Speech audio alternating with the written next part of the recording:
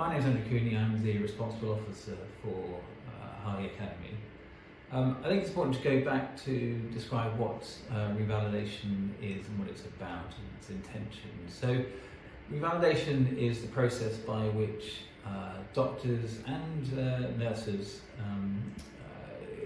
submit evidence that they're up to date, fit to practice with no concerns, and that evidence goes towards the revalidation process to allow them to retain their license to practice as issued by the GMC or the NMC. Regarding aesthetics doctors, it can be difficult for aesthetics doctors who practice in isolation outside of the NHS or a locum practice to feel connected with the process of revalidation. In order to revalidate, you need to belong to a designated body and have a responsible officer or suitable person. The designated body acts as the body that is the GMC has delegated to manage your revalidation, and that designated body will have a responsible officer who is responsible for processing your revalidation, submitting the revalidation recommendation of revalidation, deferment or non-engagement to the GMC. The nursing process is slightly different, but the principle is similar. In terms of what evidence is required, you are, as a doctor, required to have an annual appraisal, and in that appraisal you need to provide evidence of good medical practice that covers your whole scope of practice. So that means that anything that requires a medical license is covered by things like CPD, evidence of feedback from patients, evidence of reflection on complaints, which we can deal with later.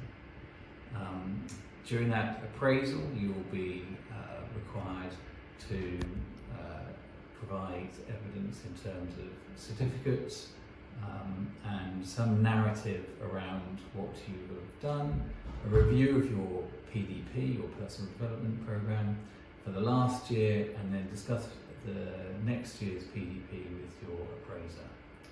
Every year, your responsible officer will receive notification that you have had an appraisal, and as a whole, as a total, the doctors within the designated body, a report goes to the GMC highlighting which doctors, in terms of numbers rather than names, have had an appraisal and which haven't. Those who haven't had an appraisal during that annual process, annual time span, they may get flagged for non-engagement by the GMC. So in terms of what's required of you as an aesthetics practitioner, if you don't work for the NHS, if you work independently, you need to find a designated body. There are various options that you can ask the GMC about. If those options aren't suitable, you can ask to connect to a suitable person. I act as a suitable person for some aesthetic practitioners. And then you need to connect with or find a provider who will provide you with an appraisal and a multi-source feedback process as part of the evidence that you will supply for your 5-year revalidation process. In terms of where you get your evidence and get your multi-source feedback, that can be an issue, and you need to discuss that with your appraisal provider, who will discuss it with the responsible officer in terms of numbers of patients and numbers of colleagues, as that can be difficult. But in the end, you are trying to provide evidence across your scope of practice that you're up to date, fit to practice with no concerns.